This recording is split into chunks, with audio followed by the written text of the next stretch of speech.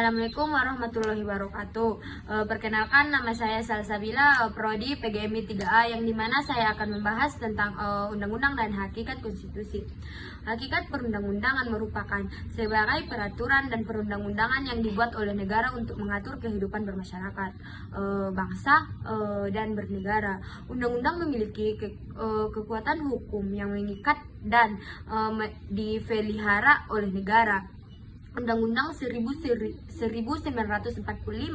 merupakan salah satu konstitusi yang paling singkat dan sederhana di dunia. Undang-Undang 1945 hanya terdiri dari 6 bab, 34 pasal, 4 pasal aturan peralihan, dan 2 ayat aturan tambahan. Undang-Undang 1945 memuat 5 unsur, antara lain kekuasaan negara, hak rakyat, kekuasaan eksekutif, legislatif, dan yudikatif. Yang dimana istilah konstitusi berasal dari bahasa Prancis, berarti membentuk, dalam artian membentuk suatu negara. Inggris memakai istilah konstitusi yang dalam bahasa Indonesia disebut konstitusi. Dalam praktik konstitusi mempunyai pengertian yang lebih luas daripada undang-undang dasar. Secara terminologis, pengertian konstitusi tidak hanya dipahami secara sederhana, namun dapat dipahami secara lebih luas lagi. Hal itu disebabkan karena permasalahan dalam suatu negara sangat kompleks. Oleh karena maka cara pandang memahami suatu konstitusi tidak saja dilihat dari aspek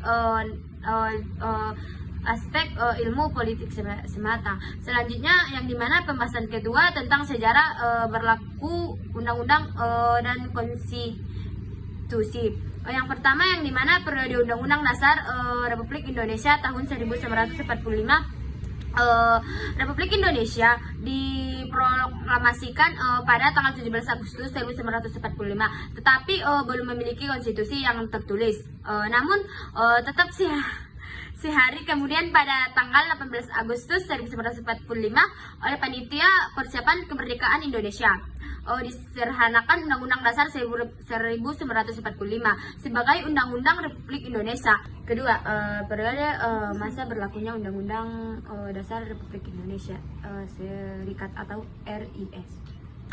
Tanggal 27 Desember 1945 sampai dengan 17 Agustus 1950, yang dimana perkembangan karakter negara Republik Indonesia mengalami perjalanan pahit ketika Belanda memaksa diri menunjukkan kepada dunia bahwa republik yang telah diproklamasikan tanggal 17 Agustus 1945 sudah runtuh, sudah tidak memiliki kedaulatan lagi. Ketiga, periode Undang-Undang Dasar sementara 1950, yang dimana konstitusi RIS tidak bertahan lama sebab bentuk negara federasi tidak sesuai dengan aspirasi rakyat Indonesia.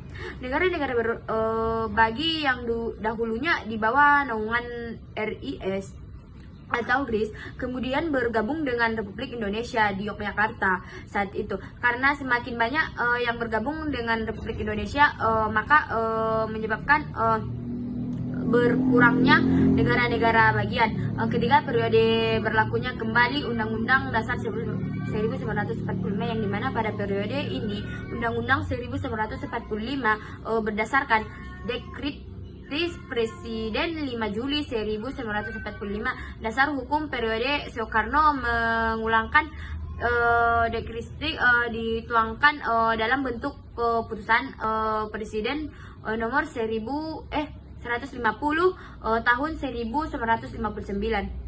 Kritik itu berisi membubarkan konstitusi berlakunya kembali Undang-Undang 1945 dan tidak berlaku lagi Undang-Undang UUD S 1950.